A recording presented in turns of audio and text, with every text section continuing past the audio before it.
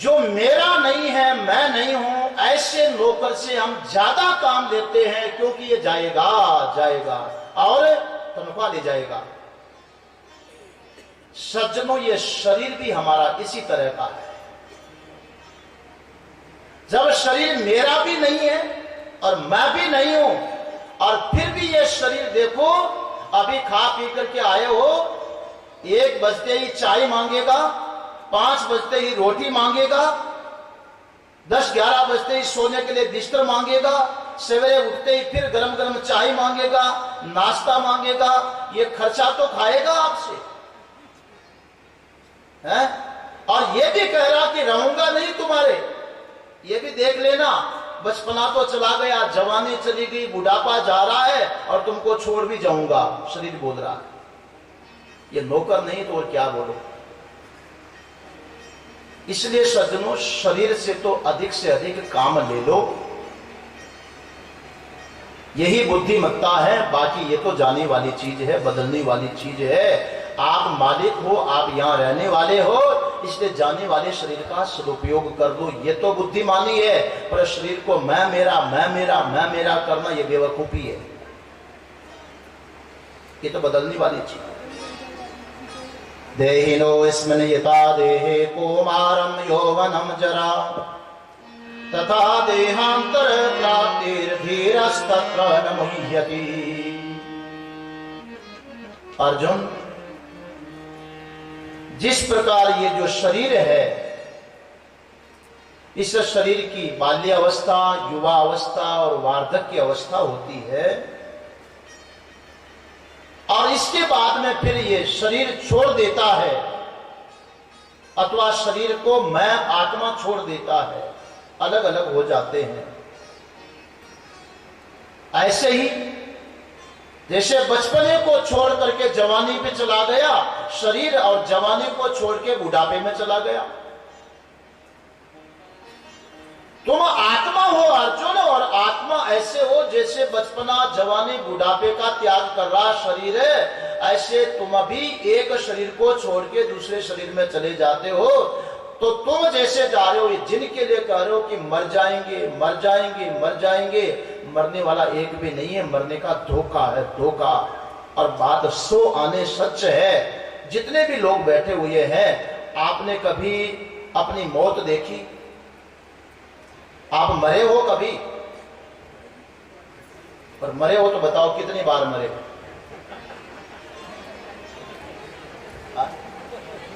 कभी मरे हो? और यदि किसी को मरने की याद है तो बताओ कितनी बार मरे? किसी को हो याद? और आपने अपने कभी मृत्यु देखी ही नहीं, सच्ची बात तो ये। कोई भी व्यक्ति ने अपनी मौत नहीं देखी। बोले आप कहो कि महाराज हमने तो नहीं देखी, पर हमारे जो थे उन्होंने देखी जब हम मरे होंगे। तो मान लो आप मर गए थे, दूसरों ने आपकी मौत देखी, आप मर गए इसलिए आपने अपनी मौत नहीं देखी, तो क्या मुर्दा कभी जिंदा होता है? फिर तुम कहां से आ गए? यदि मर गए तो फिर आए कहां से? ये धोखा नहीं तो और क्या है? एक हुआ नहीं है तो क्या है? तो एक शेख चिल्ली की कहानी सुनाते हैं महात्मा लोग। एक परिवार में कोई भोला भाला सा लड़का था, जरा समझ कम थी, जो काम बता दिया कर लिया, बेचारा अपना दिमाग कहीं नहीं लगाता था। एक बार उस परिवार में कहीं संबंधियों के यहां से निमंत्रण आया कि हमारे रसोई का आयोजन है और आप लोगों को भोजन में आना है। मगर उस परिवार को जिनको बुलाया गया उनको फुर्सत नहीं थी, कोई खास काम आया हुआ था। इतने में घर वालों ने शाम को मीटिंग किया, कोई ना कोई तो जाना चाहिए, नहीं तो देखो हमारे संबंधी है नाराज हो जाएंगे। कल काम भी जरूरी है, कोर्ट की पेशी में जाना है, वहां कैसे जाए, वो भी जरूरी काम। इतने में ख्याल आया कि कोई चला जाएगा ना तो लोग मान लेंगे कि वहां कोई आया है। इतने में देखा कि वो आधा विकसित मस्तिष्क पागल जैसा लड़का था। कहा ये घर पर भी कुछ नहीं करता, इसको भेज दो, जिम भी आएगा और व्यवहार भी निभ जाएगा। तो घर वालों ने कहा, अरे सुने, कल वो रामचंद्रपुरा से निमंत्रण आया है, झीमने जाना, जाएगा ना? वो तो खुश हो गया, हाँ झीमने जाऊंगा। झीमने के नाम से तो महाराज क्या पैर उठते हैं, देखना 25 तारीख को। बच्चा तैयार हो गया। अब कोई काम करता है तो प्यार तो काम का होता है। लोग कहते काम प्यारा है, चाम प्यारा नहीं। बेचारा साधारण था, इसलिए पैर में चप्पल तक नहीं, कपड़े भी पुराने धराने पहने हुए। घर वालों ने सोचा कि इस स्थिति में जाएगा तो लोग क्या कहेंगे, देखो दुनिया स्वार्थी है, काम नहीं करता तो बच्चे के कपड़े भी नहीं है, चप्पल भी नहीं है। दुनिया को अच्छा कहलाने के लिए घर वालों ने कोई नई ड्रेस भी पहना दी और सुबह जाने लगा तो एक जूते भी प्लास्टिक के ला करके पैर में पहना दिए। जरा बन ठन के जाने लगा तो बगरू की तरफ से आ रहा था। माँ ने कहा कि बेटा रामचंद्रपुरा जाएगा तो बीच में बड़के बालाजी आएंगे, तो हमारे कुल देवता हैं, बड़के बालाजी के दर्शन करके जाना, फिर झीमने के लिए जाना। कहा ठीक है माँ, दर्शन करके जाऊंगा। अब वो बालक आया और बड़के बालाजी में दर्शन करने के लिए पहले बार दर्शन करने आया। और दर्शन में क्या करना पड़ता, जूते चप्पल कहां उतारते, इतनी समझ तो थी नहीं। जूते पहने पहने सीढ़ियों पर मंदिर में जाने लगा। पुजारी जी की नजर पड़ी, है जूते नीचे उतार, ये मंदिर है, कोई धर्मशाला नहीं है। वो वापस लौटा, जल्दी से जूते नीचे उतारे और जाकर के मंदिर दर्शन किए, चरणामृत लिया, परिक्रमा किया, वापस आकर के जूतों को पहनने लगा। तो प्लास्टिक के जूते बाएं पैर का बाएं में, दाएं का दाएं में पहनना पड़ता है, ऐसे जूतियां थी। अब इतना भोला भाला जूती का अभ्यास में नहीं था और जल्दी जल्दी ऊपर चढ़ा उतार के गया तो उल्टी सीधी गिर गई। अब बाएं पैर की जूती दाहिने पैर में पहनने लगा। तो पैर डाले लेकिन फिटनेस नहीं है, पैर को दबाने लगी जूती। इस पैर में पहने तो वो भी पैर को दबाने लगी क्योंकि उल्टी पहन रहा। एक सज्जन सीढ़ियों पर बैठे हुए थे, वो कहने लगे, हे भैया देख तो ये काम करिए, जूती को बदल, जो इस पैर में पहन रहा उस पैर में पहन, उस पैर की जूती को इस तरह पहन, ठीक हो जाएगी। तो उसने पलट करके पहना तो एकदम फिट आ गई, इसलिए कि जूती उसी की थी। अब वो सोचने लगा, ये महाराज को कैसे पता चला, पैर मेरे, जूती मेरी, और इनको कैसे पता चला कि ऐसे पहनेंगे तो सही आ जाएगी। इसका मतलब ये महाराज कोई सिद्ध पुरुष है, इनको तो सब कुछ दिखाई पड़ता, अंतर्यामी है, आगे पीछे की जानते हैं। कहने लगा, महाराज आपको कैसे पता चला कि ऐसे करके पहनने से सही आ जाएगी। महात्मा कहते तो पता चल जाता, बेटा तू जा। ना ना मैं नहीं जाऊंगा, आप तो बहुत सिद्ध ज्ञानी पुरुष है, आपको तो सब दिखाई पड़ता है। अब आप एक बात बता दो महाराज, मैं मरूंगा कब है, मरूंगा कब। महात्मा जी कहते कि तेरा काल आएगा तब मर जाएगा, मुझे क्या पता, कोई तेरी जन्म पत्री देख रहा हूं। नहीं नहीं महाराज, आपको तो सब मालूम पड़ता है, बताइए कब मरूंगा। पैर पकड़ लिए, छोड़ूंगा नहीं जब तक बताओगे नहीं। महात्मा सोचने लगे, अच्छा पाला पड़ा। पेंडा छुड़ाने के लिए महात्मा ने क्या किया, कोई धागा पड़ा हुआ था, वो धागा उठाया और उसके गले में डाल दिया। कहा देख ये धागा जिस दिन टूटेगा ना तो उसी दिन मर जाएगा। अब वो कहने लगा, हाँ अब भी तो बताया तुमने। चला गया, जिम जमा करके वापस आया, घर चला गया। महीने 2 महीने 3 महीने निकल गए। एक दिन ऐसे ही कहीं और निमंत्रण आ गया। जंगल के रास्ते से जा रहा था, वो पसीना में भीज करके धागा तो गल गया और ऐसे कोई कपड़ा करने लगा, खींचा तो धागा वहीं टूट गया जंगल में। और जो ही धागा टूटा तो धड़ाम से पृथ्वी पर गिर पड़ा। उसने समझ लिया कि मैं मर गया, गिर पड़ा। अब बड़ा सोच रहा है, मैं मर गया, और मेरे दादाजी मरे थे उस समय 4 कंधा देख के शमशान में गए थे, वहां पर मुखा नहीं दी थी। हे भगवान, किसी जगह मरा मुझे कंधा देगा भी नहीं, कोई भागने वाला नहीं, यहीं बड़े बड़े सड़ जाऊंगा। और ये देखा कोई मर जाता तो हमारे गांव में जितने भी किसी को कोई घर में नहीं रखा, उठा के शमशान ले जाते, तो मैं घर जाऊंगा तो कोई नहीं ले जाएंगे तो वहां सामने। सोचने लगा थोड़ी हिम्मत करूं, मर तो गया लेकिन शमशान तक तो पहुंचूं। ऐसे उठा और शमशान में जा लेट गया। तो गांव वाले संसार कर दिए। बारिश का समय था, बारिश आ गई, पास में पानी का नाड़ था, फुल पानी से रहने लगा। योग से उसी समय गांव में किसी की मृत्यु हुई, लोग उठा करके लाए, पानी बहुत बड़ा हुआ था, खड़े हो गए आकर के, और शमशान उस किनारे था। लोग कहने लगे अरे पानी बहुत चढ़ा हुआ है, किधर से निकले, उसका पैर फिसल जाएगा तो और हादसा हो जाएगा, कोई रास्ता हो तो बताओ, कोई जानते हो तो बताओ। इतने में वो जो पड़ा हुआ था शमशान में मुर्दा समझ करके, वो पड़ा ही कहता आ जाओ आ जाओ, बहुत गहरा नहीं है, थोड़े ऊपर से निकल के आ जाओ।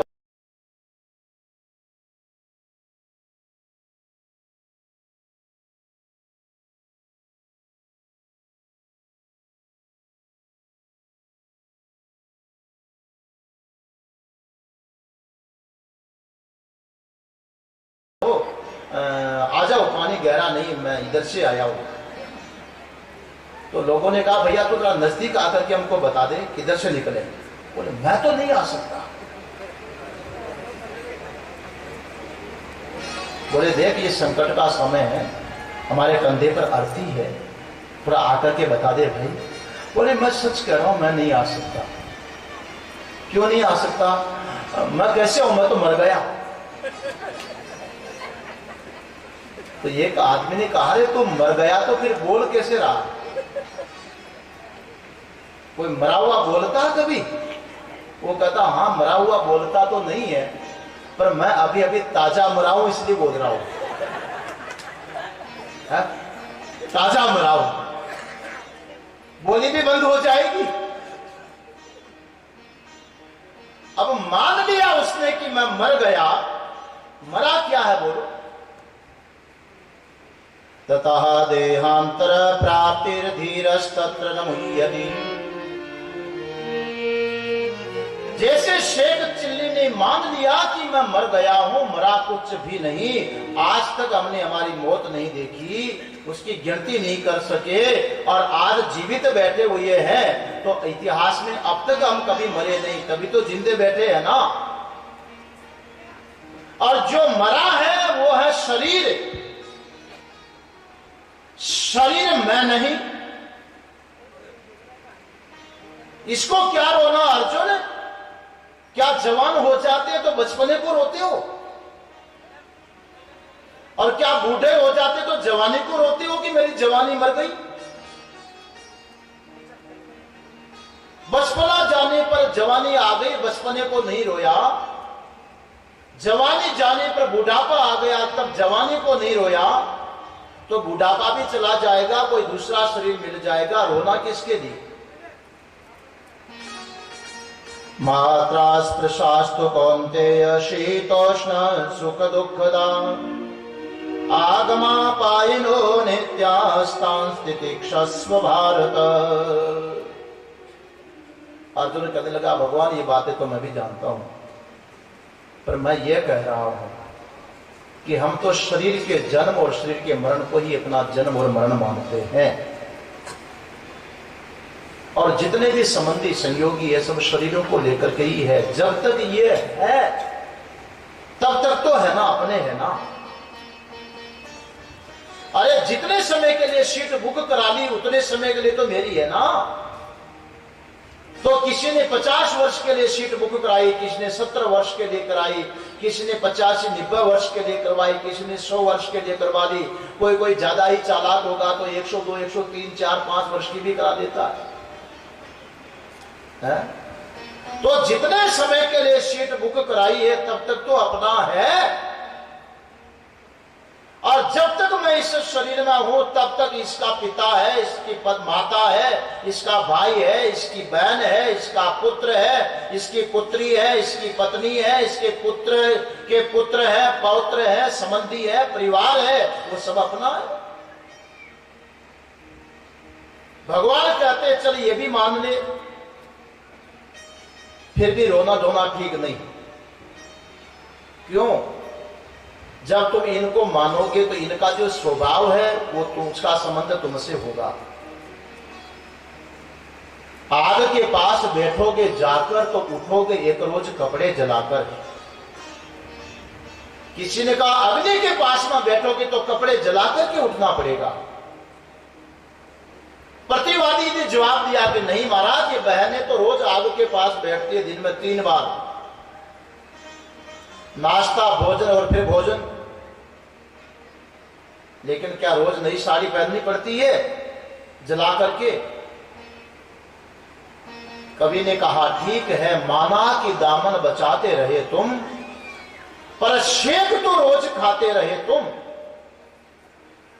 कपड़े को जलाने से भले ही बचा लोगे, लेकिन अग्नि की जो आंच लगेगी उससे कैसे बचोगे? आंच गर्मी तो लगेगी ना। इसलिए जिन शरीरों को मेरा मान रहे हो, उपयोग के लिए मान रहे हो, तब तक शरीर और शरीर के संबंधियों के संयोग से जो भी अनुकूल प्रतिकूल संयोग आएंगे, जय जय राधा रमण गिरधारे, गिरधारे श्याम बनवारे। जय जय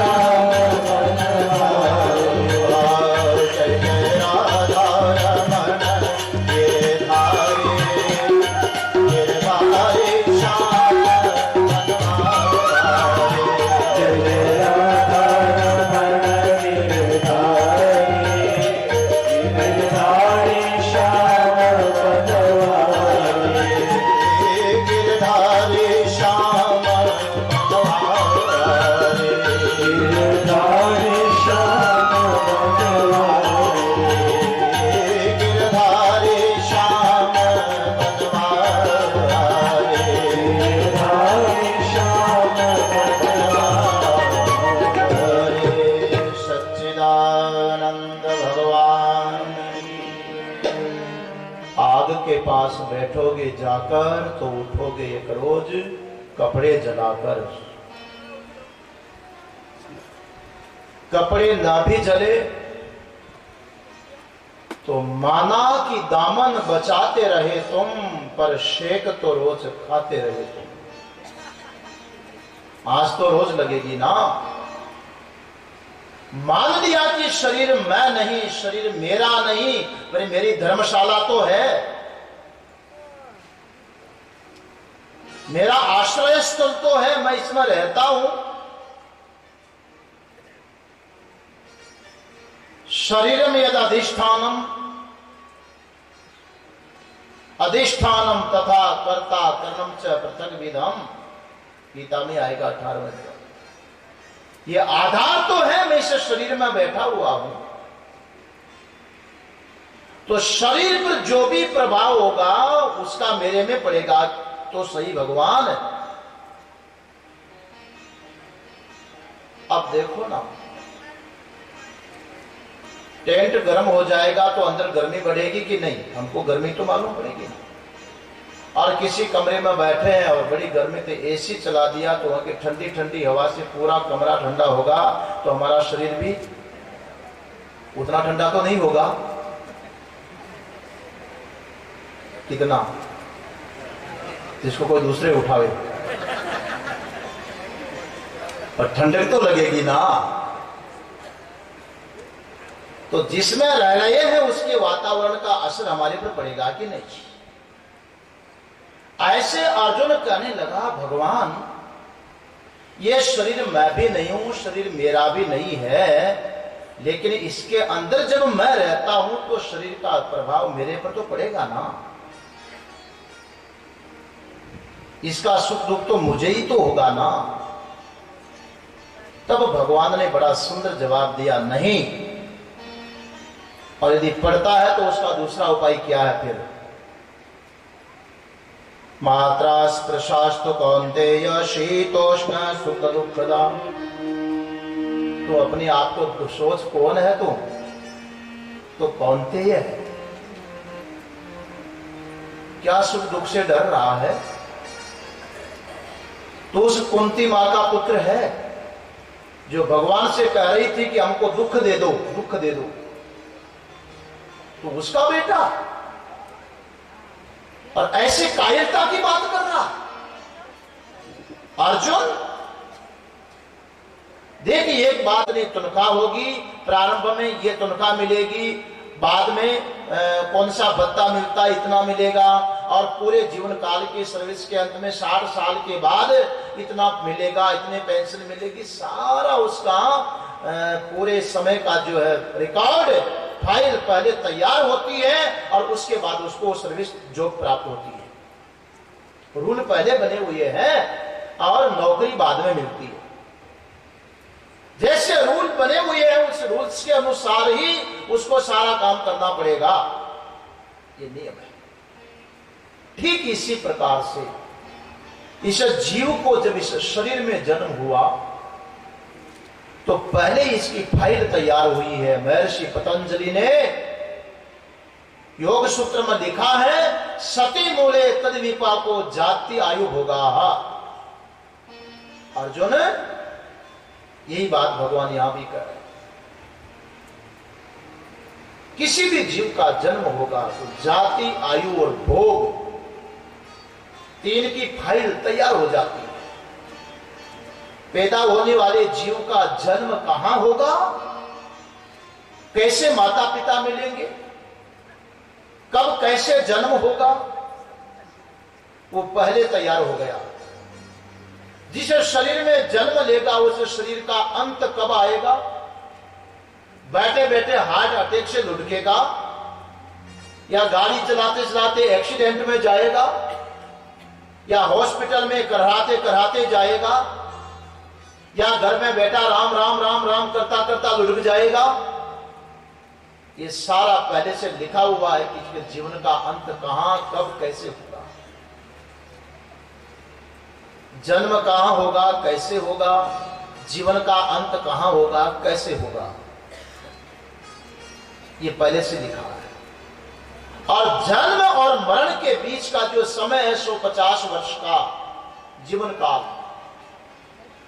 उसमें कितना अनुकूल संयोग आएगा, कितना प्रतिकूल आएगा। पत्नी सुख देनी आएगी कि दुख देनी आएगी, बेटा सेवा करने आएगा कि माल खाने के लिए, बदनाम करने के लिए आएगा, वंश बढ़ाने के लिए आएगा, भाई भाई बनकर के आएगा कि भ्रातव्य बनकर के आएगा, 36 का आंकड़ा बनकर के आएगा। कौन जीव किस दृष्टि से तुम्हारे से संबंध करेगा, सेवा लेगा या देगा, ये सारा पहले से निर्धारित हो जाता है। जन्म बाद में होता है। बहुत विलक्षण है परम की गति, बहुत विलक्षण। एक बार गीता प्रेस की पत्रिका में कोई लेख लिखा था। दो मित्र थे, रुई का कोई धंधा था उनका, राजस्थान के थे, कहां के थे ऐसा नहीं लिखा। बंबई में उन्होंने धंधा किया, वहां रुई का धंधा हुआ, मिलों में रुई बेची। वहां से उनके पास पत्र आया कि तुम्हारा जो मुनाफा है इतना, आजकल बीच में क्या बनते हो, क्या बोलते हो उसको, दलाली, तो तुम्हारा इतना मुनाफा बना है, तुम आकर के ले जाओ। 1 लाख रुपए का मुनाफा मिला था। वो दोनों मित्र मुनाफा लेने के लिए बंबई चले गए। पहली बार बंबई गए, किसी होटल में कमरा ले लिया, सोचा पहले बार आए हैं तो जरा बंबई भी घूम करके 2-3 दिन देख लेते हैं। 1 लाख रुपए कंपनी वाले से भी अपने पास ले लिए, होटल में रुक गए, दिन भर देखने चौंकने के लिए निकल गए, दरिया आदि कई जगह देखी। उसमें एक मित्र के मन में पाप आ गया। उसने सोचा कि यदि मैं इसको किसी तरह से खत्म कर दूं तो 1 लाख रुपए मेरे रहेंगे, नहीं तो मेरे को 50,000 ही आएंगे। नियत बिगड़ गई। होटल में ठहरे हुए थे। एक मित्र ने बहाना किया कि मित्र, आज दूध पीने की इच्छा हो रही, दूध पी लेंगे। तो उसने कहा कि जाओ दूध ले आओ, तुम भी पियोगे? बोले तुम पियोगे तो मैं क्यों नहीं पीऊंगा, ले आओ, दोनों बैठ करके पिएंगे। तो जिसके मन में बेईमानी थी, दूध लेने के लिए नीचे गया, 2 गिलास दूध लिया और उसको एक गिलास में कुछ ऐसी चीज डाल दी जो जीवन घातक थी, विष डाल दी। आए और दोनों बैठ करके पीने लगे। अब जिस मित्र को पिलाया है उसमें विष था, जहर था, कोई टेबलेट डाल दी। थोड़ी देर में उसका नशा चढ़ा और बेचारा सोया तो सोता ही रह गया। अब उसने सोचा कि ये काम तो हो गया, अब 1 लाख रुपए का मालिक मैं, मगर यहां छोड़ के जाऊंगा तो भी। एक बोरा में भरा उसको उठा करके नीचे लाया, रिक्शे वाले को रुकाया, रिक्शे में डाला, पता नहीं चलने दिया कि कोई मुर्दा है या कोई माल है। समुद्र के किनारे ले गया, रिक्शे वाले को 10 रुपए दिए, उसको छुट्टी किया, देखा कोई नहीं, उठा करके बोरे सहित उसको समुद्र में। घर आया, अब उसके जिसको मार दिया उसके घर वालों ने पूछा तो वो भी फूट फूट के रोने लगा, क्या करूं, रात को सही सोया था और उठा तो मिला ही नहीं। फिर मैंने सोचा कि यहाँ तक लाएंगे, उस समय फोन की व्यवस्था थी नहीं, तो वहीं मैंने व्यवस्था करवा करके उसका अंतिम संस्कार कर दिया। माँ बाप फूट फूट के रोने लगे।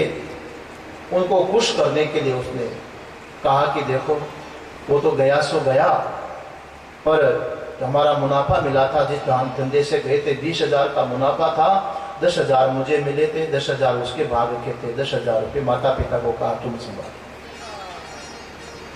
अब कितना बच गया उससे, कि इसका 40,000। जमाना कुछ सस्ता था। अब वो 40,000 रुपये उसका 90,000 को ढकार गया। मन में बड़ा संतोष हुआ। वहां लिखा था कि तब तक उसके कोई संतान नहीं थी। जिसने बेईमानी किया, पति पत्नी दोनों ही थे, संतान नहीं थी। मगर देखो थोड़े दिनों के बाद में, साल सवा साल के बाद में उसके एक बच्चा भी आ गया। पत्नी ने बालक को जन्म दिया, बड़ा सुंदर बालक। उसने सोचा कि मेरे बच्चे को मैं विदेश में पढ़ाऊंगा, थोड़ा पढ़ाया, फिर विदेश में भेजा, वहां पढ़ाई करके बीच में कभी छुट्टियों में आया। बंबई जैसे शहर में अपना फ्लैट खरीद लिया। एक दिन वो बच्चा जो विदेश में पढ़ रहा था वापस आया, पिक्चर देखने के लिए गया, रात को देर से आकर के सोया। सवेरे उठा तो उसके शरीर में बड़ी पीड़ा, बड़ा कष्ट करहा रहा था। तो पिता ले जाकर के डॉक्टर को दिखाया। डॉक्टर ने उसकी जांच करवाई, पर बीमारी समझ में नहीं आई। दिनों दिन शरीर घटता गया, वेदना बढ़ती गई। 7-6 महीने तक इलाज चला। जितना भी अन्याय का धन कमाया था, सारा का सारा धन इलाज में खर्च हो गया, और वो भी बिल्कुल मृत्यु के पास में पहुंच गया, लड़का भी। अब तो डॉक्टरों ने भी जवाब दिया, उस लड़के को घर पर लाकर के रखा। ये स्थिति हो गई कि अब तो मरने वाला है, जाने ही वाला है। परिवार के और भी जो भाई बंधु थे सब आकर के बैठ गए। बड़ा कष्ट था, नौजवान लड़का जाएगा बीमारी से। और जब प्राण निकलने की स्थिति आई, कभी बेहोश हो जाए, कभी आंख खुले, फिर आंख बंद हो जाए। इतने में देखा कि जब अंतिम समय आया, लड़के की आंख खुली और पिताजी को देख करके खिलखिला के हंसने लगा। वो मरने वाला। पिता तो आश्चर्यचकित हो गया, मरणासन मेरा बेटा हंस रहा। और हंसते हंसते कहता, पिताजी पहचान लिया मुझे? पहचाना? मैं वही हूं जो मार करके समुद्र में फेंक करके आए थे ना, वही।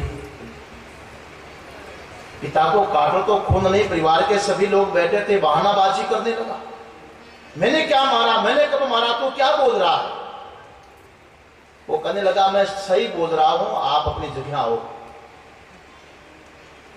और जिसके लिए तुमने मारा है, तो मेरे हिस्से का जो था वो तो मैंने दवाई में, इलाज में, सब काम में ले लिया।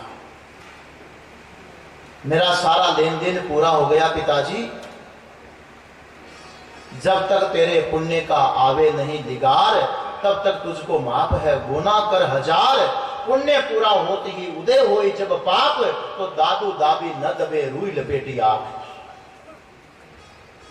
जब तक पुण्य काम कर रहा, तब तक पाप को दबाया जा सकता है। आखिर तो प्रकट होगा। यदि रूई में अग्नि को लपेटोगे तो कब तक लपटी रहेगी? तो प्रकट होगी। वो कहने लगा कि मैंने सारा हिसाब चुक लिया है, मेरे केवल 5 रुपए आप में बाकी हैं। अब मेरा शरीर छूटेगा, अंत्येष्टि क्रिया में जो खर्च होगा वो 5 रुपए लग जाएंगे, और तुम्हारा मेरा लेना देना बराबर। मैं इसीलिए बेटा बन के आया। है विलक्षण परम गति। तो कोई सेवा लेने के लिए आ रहा है, तो कोई सेवा देने के लिए आ रहा है। कोई सीता जी बनकर के पत्नी बनकर घर में आई है, तो कोई भर्तृहरि की पत्नी बनकर के आई है। कुछ भी हो सकता। कोई किस लिए आया, कोई किस लिए आया, कर्म संबंध है। सती मूले तद्विपाको जाति आयु भोगा। जन्म मरण और जीवन का जो सुख दुख है, ये तो पहले से निर्धारित होता है। तब इसके लिए क्या करना? भगवान श्री कृष्ण कहते हैं, आगमा पायनो अनित्यास्तास्तितिक्षस्व भारत। ये जो कर्मज संबंध के कारण जीवन में सुख और दुख आएंगे, अर्जुन, न तो सुख हमेशा रहेगा, न दुख हमेशा रहेगा।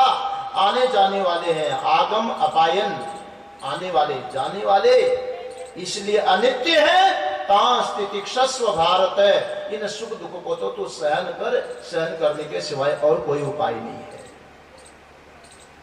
गोविंद मेरो है, गोपाल मेरो है, गोविंद मेरो है, गोपाल मेरो है, गोविंद मेरो है, गोपाल मेरो है, गोविंद मेरो है, गोपाल मेरो है।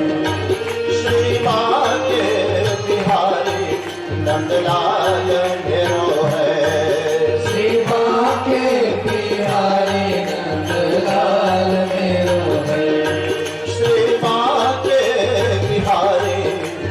नंदलाल मेरो है, श्री भाग्य बिहारी नंदलाल मेरो है, गोविंद मेरो है, गोपाल मेरो है, गोविंद मेरो है, गोपाल मेरो है, गोविंद मेरो है, गोपाल मेरो है, गोविंद मेरो है, गोपाल मेरो है, ओ श्री भाग्य बिहारी नंदलाल मेरो है, श्री भाग्य बिहारी नंदलाल मेरो है, श्री भाग्य बिहारी नंदलाल मेरो है, श्री भाग्य बिहारी नंदलाल मेरो है, गोविंद मेरो है,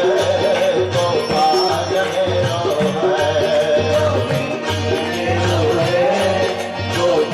है, गोविंद मेरो है, गोपाल मेरो है, गोविंद मेरो है, गोपाल मेरो है, गोविंद मेरो है, गोपाल मेरो है, गोविंद मेरो है, गोपाल मेरो है। सच्चिदानंद भगवान की तासतो विद्यते भावो न भावो विद्यते सदा, उभयोरपि दृष्टोऽन्तस्त्वनियोस्तत्त्वदर्शिभिः, अविनाशी तु तद्विद्धि येन सर्वमिदं ततम्, विनाशमपि यस्यास्य न कश्चित् कर्तुमर्हति। भगवान बड़ा सुंदर उपदेश दे रहे हैं, अर्जुन एक सिद्धांत तुम्हें समझा रहा हूं, ये सूत्र है, सूत्र एक सूत्र को पकड़ ले पूरी गणित के सवाल हल हो जाएंगे। गणित पढ़ाने वाले सूत्र पढ़ाते हैं पहले, और एक सूत्र आ गया तो उससे संबंधित सारे सवालों का समाधान। कहते तेरी सारी समस्या का समाधान देने के लिए एक सूत्र बता रहा हूं, आप भी सुन लेना, और मूल सूत्र समझ में आ गया तो पूरी गीता ही समझ में आ जाएगी। नासतो विद्यते भावो ना भावो विद्यते सतः, एक नियम है, जो नहीं है, कुछ भी जो है ही नहीं वो कभी भी नहीं है, और जो है उसका कभी अभाव नहीं होता। थोड़ी कठिन है बात, पर समझ में आ जाएगी। जो है वो हमेशा है, और जो नहीं है वो कभी भी नहीं है। एक उदाहरण में देखो आप, मेरे हाथ में क्या है? हाँ? क्या है? माला है, किसकी? पुष्पहार है ना। इसमें ये माला है कि ये माला है? दोनों में माला कौन सी? ये माला, ये माला, इतना हिस्सा। माने पुष्प माला है कि धागा माला है? माला कौन है? धागा माला है, तो पुष्प माला है। पुष्प माला, तो इसको आप पुष्प क्यों नहीं बोल रहे, माला क्यों नहीं बोल रहे? अब आप देख लो, जिसको आप पुष्प माला बोल रहे हो, ये माला कोई चीज यहां है ही नहीं। या तो धागा है या पुष्प है, माला कहां है? इस चीज में से धागे को भी अलग कर दो और पुष्पों को अलग कर दो, माला को आप गले में पहन दो, क्या रहेगा बोलो? माला कोई चीज नहीं है, केवल नाम है, व्यवहार चलाने के लिए कोई वस्तु नहीं है, अलग से वस्तु नहीं है। ये जितना भी दृश्य है भगवान कहते हैं नहीं है वो दिख रहा है जो दिखता नहीं है। सुंदरदास जी महाराज ने एक दोहा लिखा और मुझे लगता है कि इस श्लोक को पढ़ते समय ही बनाया होगा। वो कहते कि है सो सुंदर है सदा, नहीं सो सुंदर नहीं, पर नहीं सो प्रकट देखिए है सो दिखे नहीं। जो है वो हमेशा है, नहीं है वो कभी भी नहीं है, मगर नहीं है उसी को देख रहे हैं और है उसको देख नहीं रहे। आप कह रहे हो हम पुष्प हार देख रहे हैं, अब बताओ पुष्प हार है ही नहीं जिसको आप देख रहे हो, और पुष्प और धागा है उसको देख नहीं रहे, जो सबका आधार उसको नहीं देख। इसी प्रकार सारा का सारा जो संसार है, भगवान कहते हैं देखो इस संसार का जो आधार है वो हमेशा है, और जो संसार नाम रूप में दिख रहा है वो कभी नहीं है, पर नहीं है वही दिख रहा है सो दिख नहीं रहा। और थोड़ी बात समझाते हैं। ये घड़ी है, अब देखो एक भाग करके बात समझ में आ गई। इसमें 5 नाम है, अस्ति भांति प्रिय नाम और रूप। थोड़ी कठिन लगेगी बात, गीता समझ रहे हो, कोई राजा रानी की कहानी नहीं है। घड़ी है, कोई भी वस्तु देख लो, मंजीरा है, पुष्प है, पुस्तक है, ये सब में है क्या बोला? है किसको कहते हो? और यदि है न लगा हो तो उसका कोई अर्थ ही नहीं निकलेगा। है से स्पष्ट होता कोई वस्तु का अस्तित्व है, सब में है, लेकिन जो है उसको आप देख नहीं रहे हो। दूसरा इसका रूप है, घड़ी की आकृति, नंबर डले हुए हैं, कांटे घूम रहे हैं और चौकोर है, इसकी आकृति है, इसको बोलते हैं रूप। घड़ी इसका नाम है, आकृति इसका रूप है। अब देखो नाम और रूप एक ऐसी चीज है जो गायब हो जाएगी, मगर इसके अंदर अस्ति भांति जो प्रियता है वो कभी मिटेगी नहीं, जिसको आप देख नहीं रहे हो। यदि इस घड़ी को तोड़ दिया जाए लोढ़ी पत्थर लेकर के और इसका चूरा चूरा कर दिया जाए तो घड़ी रहेगी? फिर कहोगे घड़ी है, और क्या रूप रहेगा इसका? तो नाम और रूप दोनों चले गए ना, गायब हो गए। पर फिर भी कहोगे कि प्लास्टिक का पाउडर है, वो है तो फिर भी आ गया।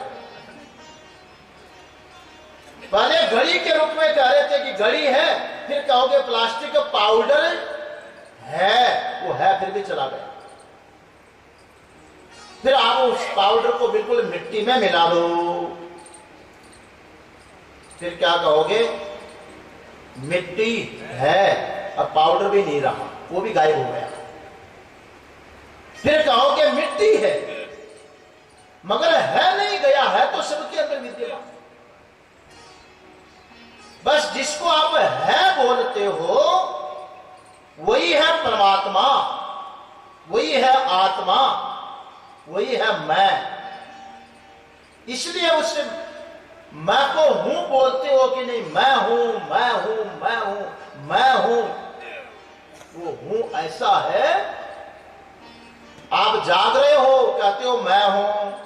स्वप्न देख रहे हो, स्वप्न में कोई आके पूछे कि ये क्या कौन देख रहा है? बोले मैं देख रहा हूं।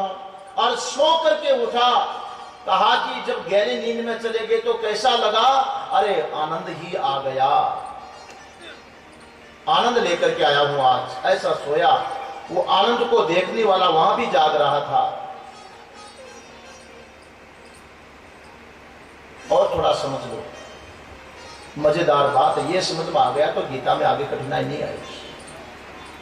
थोड़ी सी बात मजेदार। आप ये बताओ, आप सोते हो कि नहीं? सोते हो? आपको नींद आती है? सबको आती है? आती है ना? अच्छा, अभी तो जाग रहे हो, सो रहे हो? अभी तो जाग रहे हो ना, और फिर सोओगे तो सपना भी आएगा। तो जिस समय सपना देख रहे हो उस समय आप सो रहे हो कि जाग रहे हो? सो रहे? तो सपना कौन देख रहा है?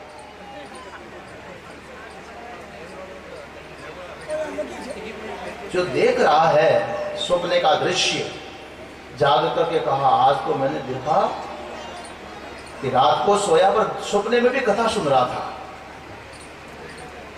वो जो देख रहा था, वो देखने वाला सो रहा था कि जाग रहा था? बात मान ली, जाग रहा था ना। शरीर सो रहा था और इस समय शरीर में आप सुन रहे हो, सुनने वाले जाग रहे हो। अब जब स्वप्न देखोगे तो भी देखने वाला तो जाग रहा है। फिर और गहरी नींद आ गई, स्वप्न भी खत्म हो गया और खर्राटे मारने लगे, बैंड बाजा भी बजे तो पता नहीं। फिर नींद टूटी और उठते कहने लगे कल की थकान थी और आज तो ऐसी नींद लगी, 4 क्या मैं तो 5 बजे उठा, मगर नींद का तो आनंद ही आ गया। मुझे कुछ भी मालूम नहीं था, ऐसा गहरा सोया, कब 4 बजे का अलार्म बज गया मुझे पता नहीं, आनंद आ गया। अब ये बताओ, जिसको गहरी नींद थी, 4 बजे का अलार्म बजा, जिसका ज्ञान नहीं था और कहता कि आनंद आ गया, तो जो गहरा आनंद ले रहा था और 4 बज गए हैं ये ज्ञान नहीं है, उस अज्ञान को भी जान रहा था, वो सो रहा था कि जाग रहा था?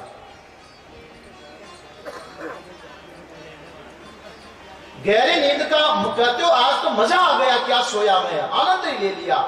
वो सोने का जो आनंद लिया, वो आनंद लेने वाला जाग रहा था कि आनंद ले रहा था?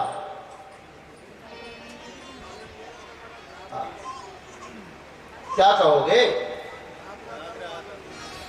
वो तो आनंद ले रहा था, तो फिर सोया कौन?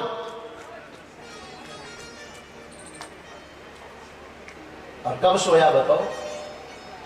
अभी आप सो नहीं रहे हो, सपने में आप सोओगे नहीं और गहरी नींद का आनंद ले रहे हो तब भी सोए नहीं, तो सोते कब हो? इसका मतलब है कि हम सोते ही नहीं है। तो कहा फिर सोता कौन है? सोने वाला ये शरीर है जो 4 पाए पर पड़ा हुआ है, ये शरीर सो रहा है। और कौन सोया? इस शरीर के अंदर रहने वाला पूरा कुटुंब सो गया। देखने वाली आंख सो गई, सुनने वाला श्रोत्र सो गया, बोलने वाली जीभ सो गई, वाग इंद्रिय सो गई, सूंघने वाली घ्राण इंद्रिय सो गई, ये सब सो गए। लेकिन स्वप्न आ रहा था उस समय, देखो नेत्र इंद्रिय भी सो गई, श्रोत्र इंद्रिय भी सो गई, वाक बोलने वाली इंद्रिय भी सो गई, स्पर्श इंद्रिय भी सो गई, इसलिए काला सांप भी चढ़ करके निकल गया तो आपको पता नहीं चला। ये सो गए, मगर स्वप्न में मन जागता रहा। ध्यान देना, शरीर सो गया, इंद्रियां सो गई, मगर इंद्रियों का राजा मन नहीं सोया। इसलिए मन अपने संकल्प से ये दृश्य बना लिए, खड़े कर दिए सब। मन अपना आप दुनिया खड़ी कर रहा है, सपने में नए नए दृश्य बना लेता है, अजीब अजीब दृश्य जिसकी आप कल्पना नहीं करते। एक बार दादू महाविद्यालय में जब पढ़ते थे तब मेरे मन ने एक दृश्य बनाया, माने सपना आया। सुनाओ सपना, मजेदार है? दादू महाविद्यालय का जो मंदिर हॉल है ना, मंदिर भी हॉल भी है, कभी गए हो तो उसी में सोता था मैं। सपना आया भीलवाड़ा जिले में जहाँ आश्रम है, वहां से 2 बड़ा कस्बा है शकरगढ़, जहाँ भी आश्रम है। मैं और मेरे मित्र बद्रीनारायण जी शायद आएंगे संडे को। सपने में देख रहा हूं कि दोनों पैदल पैदल जा रहे हैं। बीच में एक पानी का नाला आया, नाले को पार करके जो ही आगे चढ़े, इतने में छोटा सा बालक मुश्किल से 4-5 वर्ष का दोनों को पकड़ने के लिए पीछे से भागा।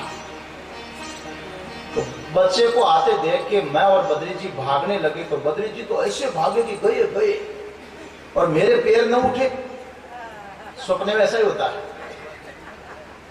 इतने में तो वो बच्चा आया, उसके हाथ में दुपट्टा था, पीछे से मेरे गले में ऐसे डाल दिया और पकड़ दिया मुझे। पीछे मुड़ के देखा, उसकी मां आई भाग करके और दुपट्टे को उसने पकड़ दिया। मैंने उसको कहा कि मुझे क्यों पकड़ा, छोड़ो। तो बच्चे की मां कहती है तो क्यों डर रहा है, मैं तुम्हारा कुछ नहीं बिगाड़ेंगे। कोई बात कहने के लिए आए। बोले क्या बात? बात यह है कि कल तुम 11 बजे रोटी खाओगे, भोजन करोगे और भोजन करते ही मर जाओगे। ये बताने के लिए आए। 11 बजे भोजन करोगे, भोजन करते ही मर जाओगे। ध्यान देने, सब सपने में चल रहा है।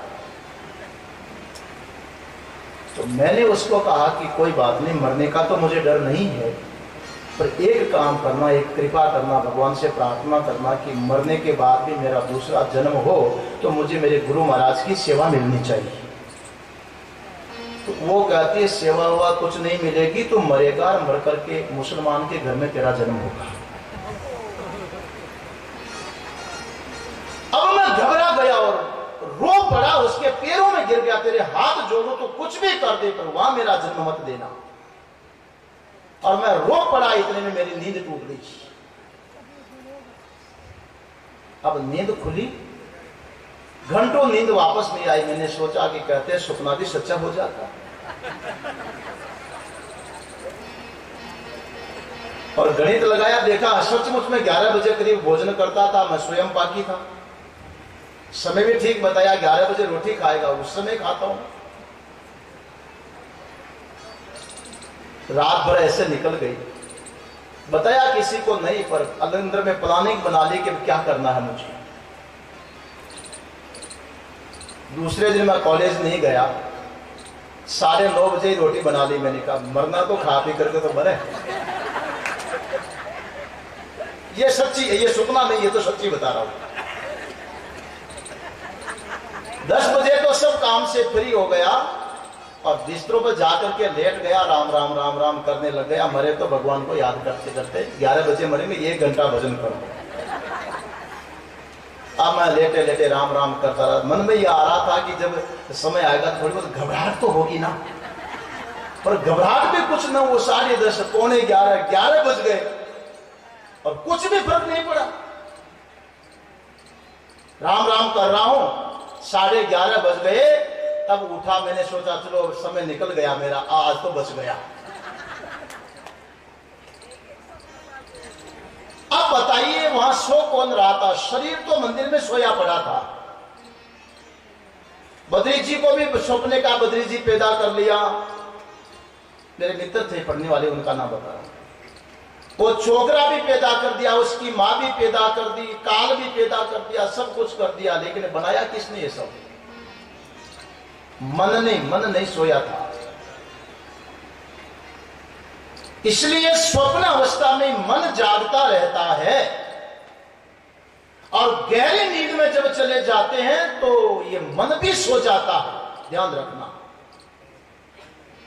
मगर मन के बाद में भी कोई चैतन्य तत्व है जो सोता नहीं, वो जागता रहता है इस शरीर के भीतर में। वो आत्मा तत्व तो कभी भी नहीं सोता, कभी भी नहीं सोता, सोता ही नहीं है। नहीं दृष्टो दृष्टे विप्रलोपो विद्यते अविनाशित्वात्। अरे उस आत्मा की जो चैतन्य ज्ञान दृष्टि है, जिस दृष्टि से देख रहा है कि आनंद आ रहा है, जिस दृष्टि से देख रहा है कि दूसरा कुछ भी मालूम नहीं है, जिस दृष्टि से देख रहा है कि मारने वाला आ रहा है, जिस दृष्टि से देख रहा है कि पढ़ाने वाला आ रहा है, ये सारी दृष्टि जिससे देख रहा है, वो देखने वाला तो कभी भी नहीं सोता, वो सदैव जागता रहता, वही आत्मा है। न तो बचपने से जवानी बुढ़ापे में बदला, नहीं जागृत में, स्वप्न में, सुषुप्ति में, न उसमें कोई परिवर्तन आया, वो तो सदैव अपने आप में ज्यों का त्यों रहता है। उसी का नाम है सत्य। ध्यान देना, सत्य जो कभी भी बिगड़े नहीं, कभी बदले नहीं। त्रिकालाबाध्यत्वम सत्यत्वम, भूत में, भविष्य में, वर्तमान में कभी भी न बदले। काल की गिनती किसको लेकर के होती है? हमारे जितने पंचांग चलते, पंडित जी को पूछो ना, पंचांग के दो आधार है, या तो सूर्य या चंद्रमा। हमारी जितनी तिथियां चलती है, या तो सूर्य राशि से महीना होता है या चंद्र राशि से महीना होता है। हमारे महीने चंद्र राशि पर चलते हैं, इसलिए तिथि घटती बढ़ती रहती है। कुछ महीने सूर्य राशि से गिने जाते हैं, जैसे पंजाब में संक्रांति होती है, 12 महीनों की 12 संक्रांति। काल की जो गिनती है सूर्य और चंद्रमा को लेकर के है। मेरे कहने का अर्थ यह है सज्जनों, सूर्य चंद्रमा भी जिससे प्रकट हो रहे हैं, वो आत्मा इनसे भी पहले था। और सूर्य चंद्रमा नहीं रहेंगे तो भी जो रहेगा उसका नाम है सत्य। तीनों कालों में जिसको मिटाया ना जा सके, भगवान कहते हैं नासतो विद्यते भावो, ना अभावो विद्यते सतो। अर्जुन, जो है नहीं वो कभी भी नहीं होता, और जो है उसका कभी भी अभाव नहीं होता। आविर्भाव तिरुभाव तो होगा, अभाव नहीं होगा। इसको थोड़ा और समझ लो। गीता, आविर्भाव तिरुभाव अलग चीज है, सत असत अलग चीज है। खरगोश के जो सींग है, जयपुर के मार्केट में मिलते हैं कि नहीं? हाँ, दिल्ली में मिल जाए तो, अमेरिका में कहीं मिल जाए, आजकल चाइना का प्रोडक्शन बहुत प्रसिद्ध है, वहां मिल जाए। खरगोश के सींग कहीं मिल सकते हैं? खरगोश भी मिल सकता है, सींग भी मिल सकते हैं, पर खरगोश के सींग नहीं मिलेंगे। गाय भैंस भेड़ बकरी के सींग हो सकते हैं, सींग भी मिल जाएंगे, खरगोश भी मिल जाएंगे, मगर खरगोश के सींग मिलेंगे क्या? उसको कहते हैं असत। इसका नाम असत है। खरगोश के सींग करोड़ों अरबों वर्ष पहले भी नहीं होते थे, अभी भी नहीं होते हैं, अरबों वर्षों बाद भी नहीं होंगे। जो नहीं है वो चीज कभी भी नहीं है, उसको कहते हैं असत। और सत उसको कहते हैं जो होता है, रूप भले ही बदल सकता है। एक 5 वर्ष की बालिका है और 5 वर्ष का एक बालक है, बालक बालिका है। क्या उनके दोनों के दाढ़ी मूंछ होते हैं? होते? तो क्या दोनों के दाढ़ी मूंछ असत है खरगोश के सींग की तरह?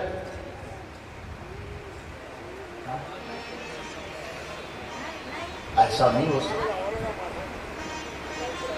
बालिका के दाढ़ी मूंछ कह सकते हैं कि खरगोश के सींग की तरह असत है, कभी नहीं होते। मगर बालक के भी दाढ़ी मूंछ दिखाई नहीं पड़ रही थी, 15-16 वर्ष का होते ही फूट पड़ती है।